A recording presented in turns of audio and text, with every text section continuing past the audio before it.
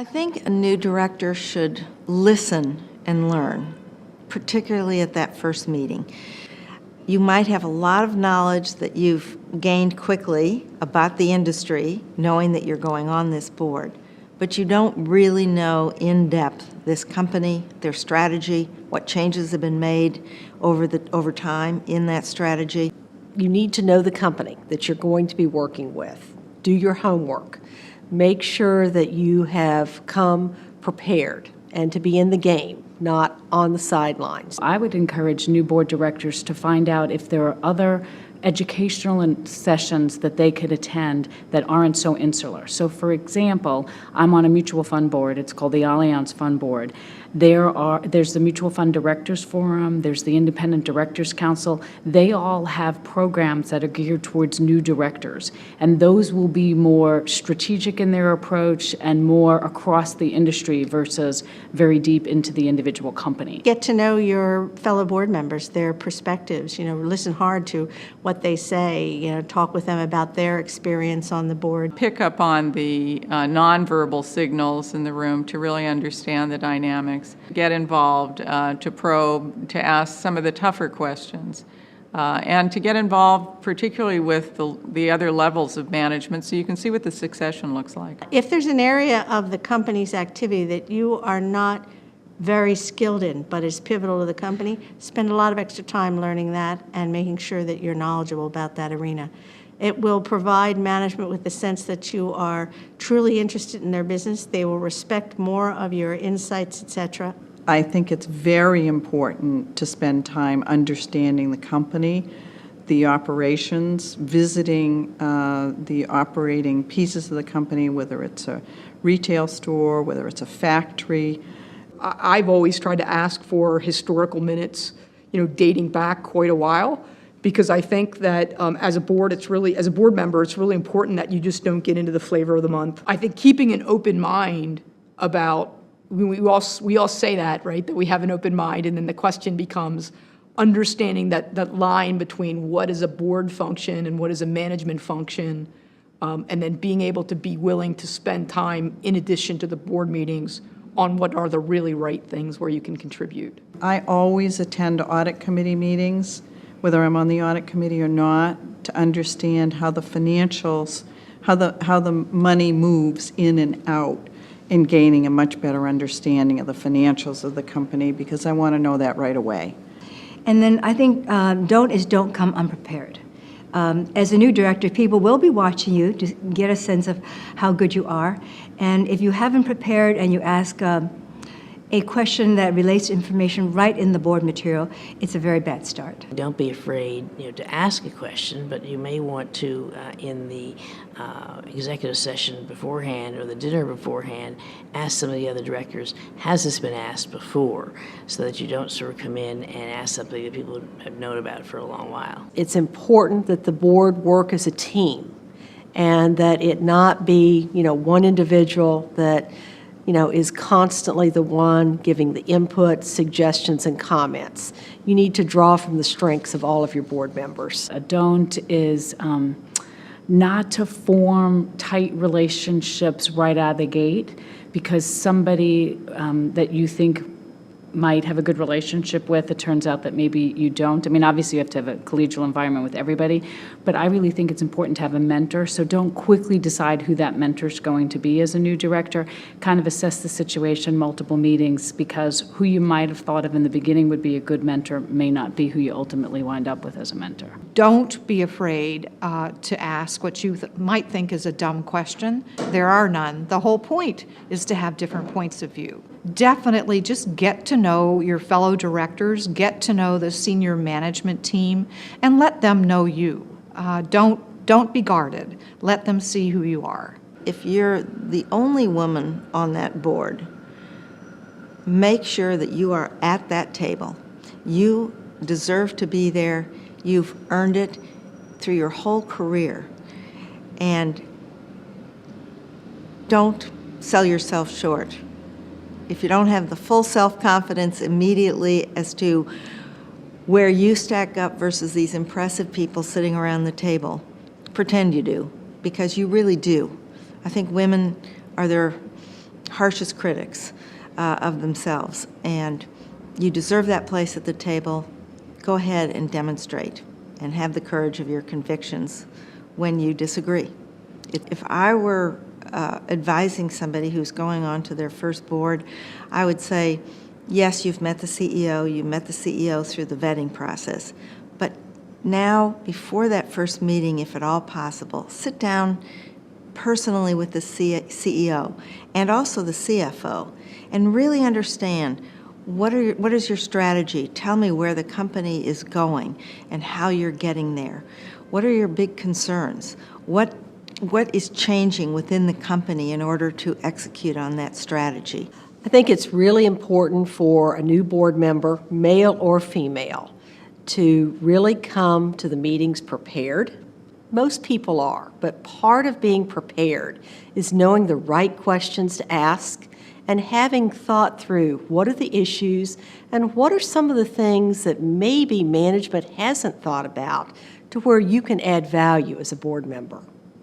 I also think, and it's probably common knowledge for most people once they are on a board, but you need to establish a relationship individually with the other directors, but you also want to establish a relationship with key people within the company. And if you can't do it beforehand, at least early on in your tenure, I think it's a great help to you to do one-on-ones with some key people in management. Learn all you can about how the board itself is structured and works, what its governance system is, who is the lead director, and who would be the individuals that you will be serving with on your committee. Learn about committee work. I think a lot of going on a board is you both have to be strong enough to contribute and have a point of view, and at the same time understand that you're a group of 5 or 10 or a dozen people who have to govern together. And in that case, I think the advice is very much the same for a woman or for a man, which is you have strong governance responsibilities for all the stakeholders of the organization, but yet you have to govern as a group. So being able to enter that group and become an effective part where you can voice your perspective and concerns and at the same time help the group move forward to good decision-making is kind of the art of the board member. It's very good to be a good listener, especially the first board meeting. You get a sense of the culture, the tempo, the strengths and weaknesses of the different board members. I think I wish that someone would have told me to be sure to ask thought-provoking questions early on. I was advised instead to be quiet and not to really say too much for about a year.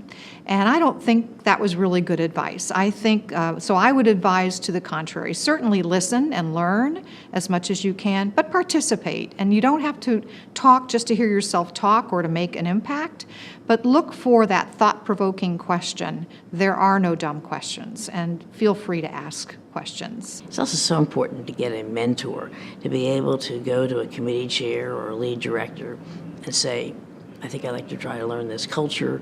How do I do it? You should also volunteer if it's a retail company to go visit the stores. If it's a cement company, go visit the factories. Go out on site, start meeting people, listen and learn the culture. I mean, one of the things that's important to know, which you should ask, is why were you selected? I mean, many of the times that you go onto a board, clearly it's a competitive process. People are getting more and more excited about corporate governance in a real positive way as opposed to a negative way. And so usually the seats, whether it's a nonprofit seat or it's a government oversight board or whether it's a for-profit company, there's a lot of factors that go into it. And I think understanding what the decision maker thought that they were getting with your package of skills, it's important to understand why you were picked, what made you attractive, so that you can deliver on that value proposition, in addition to, over time, making sure that what was in it for you gets fulfilled as well. But I think you need to understand a little bit why you were picked. And I think if I think back, there were certain skills that I thought I brought to the table and could have focused maybe a little bit more on them. Ultimately did, in the end, but didn't really have a good understanding of, okay, why me, why now, at that particular point in time, which is really an exciting thing, because there's a lot of competition out there, a lot of great seats. Putting gender aside, find other common factors that you have. Maybe it's industry, maybe it's technical abilities, maybe it's other people that you know. You were chosen to be on that board for a very specific reason. So be sure that you take those attributes and bring them to the table so that they can help the board and the company. I think women can be their hardest critics. And we look around at all these very successful men and maybe feel that we are not quite where they are. But we have skills, we have knowledge, we've been through all of the fires and all of the obstacles and have overcome those challenges. We've been successful in many aspects of our business life over the years. We've earned the right to be at that table. And if you're not fully confident on day one, you'll gain that confidence because you have what it takes to be a strong director. I do not believe that companies put women on board just so they could check the diversity box.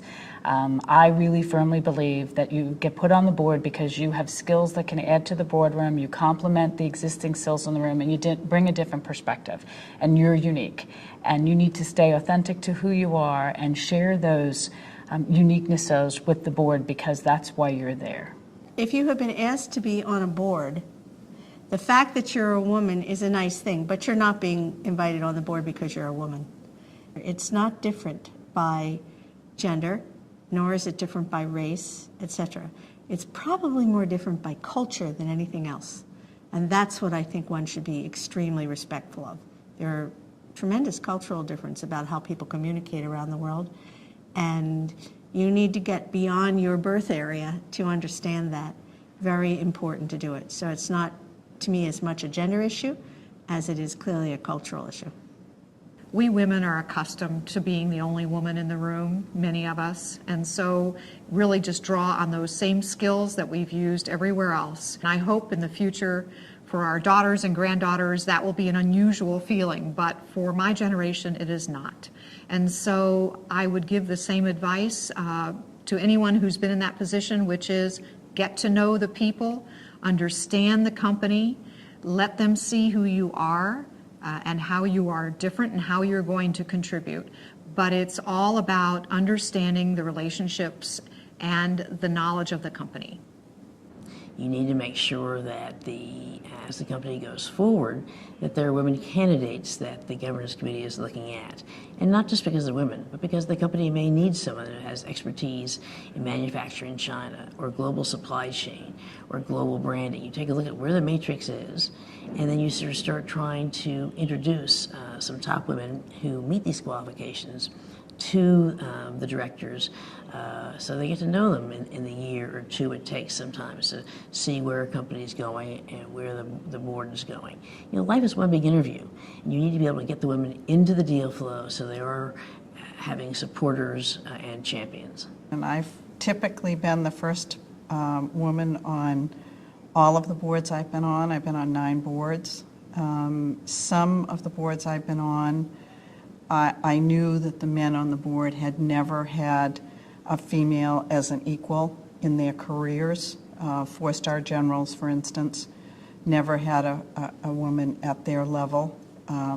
So I knew the situation would be different for them, and I knew it was going to be a break-in period, that we all had to understand that there was no difference, that I was going to ask questions to get answers, and they were going to ask questions to get answers, and they brought some perspectives, and I brought different perspectives, and it would take a few meetings before we learned that we were all essentially the same, and we were all there to do the same job.